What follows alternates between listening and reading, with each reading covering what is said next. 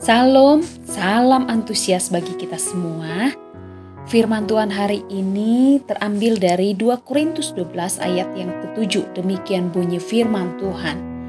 Dan supaya aku jangan meninggikan diri karena penyataan-penyataan yang luar biasa itu, maka aku diberi suatu duri di dalam dagingku, yaitu seorang utusan iblis untuk mengocoh aku, supaya aku jangan meninggikan diri. Amin.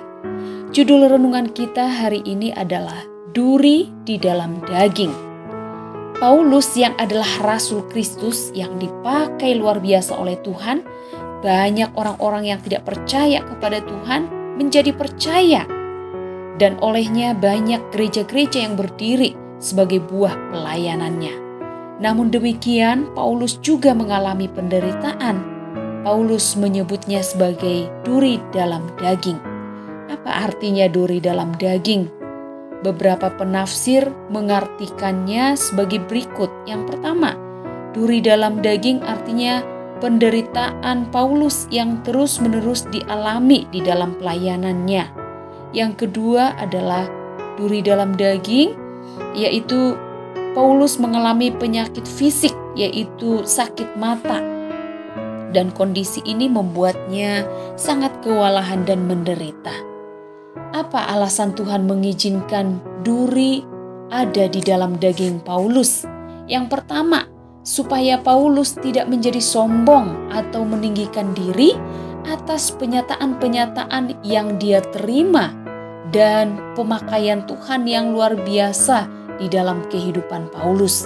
Yang kedua, supaya Paulus tahu bahwa dalam kelemahan kuasa Tuhan akan semakin nyata dan sempurna. Meskipun Paulus sudah berdoa 3 kali supaya Tuhan mencabut duri dari dagingnya, namun Tuhan menolak dan berkata, "Cukuplah kasih karuniaku bagimu."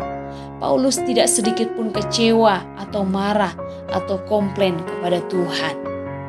Saudara yang terkasih dalam Kristus Yesus, setiap kita memiliki duri dalam daging yang berbeda-beda. Akan tetapi dari Paulus kita dapat belajar untuk menyikapinya dengan positif. Mungkin kita sudah berdoa dengan sungguh-sungguh supaya duri yang menancap itu diangkat atau dicabut oleh Tuhan. Namun sampai saat ini Tuhan belum menunjukkan jawaban yang pasti atau nyata bagi kita. Bapak, Ibu, Saudara yang dikasihi dalam Tuhan, jangan kecewa dan putus asa. Mari hadapi semua persoalan yang Tuhan izinkan. Belajarlah peka terhadap rencana Tuhan di dalam hidup kita.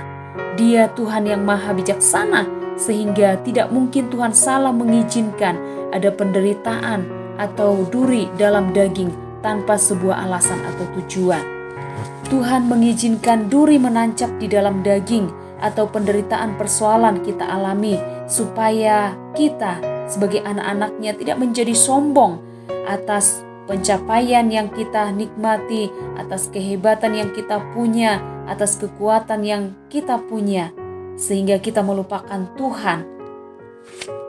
Duri dalam daging dibiarkan menancap dengan tujuan supaya kita dapat melihat pertolongan dan kuasa Tuhan yang ajaib boleh kita alami di dalam hidup kita. Tetaplah setia mengiring Tuhan, tetaplah mengasihi Tuhan, tetaplah percaya kepada Tuhan. Amin. Tuhan Yesus memberkati.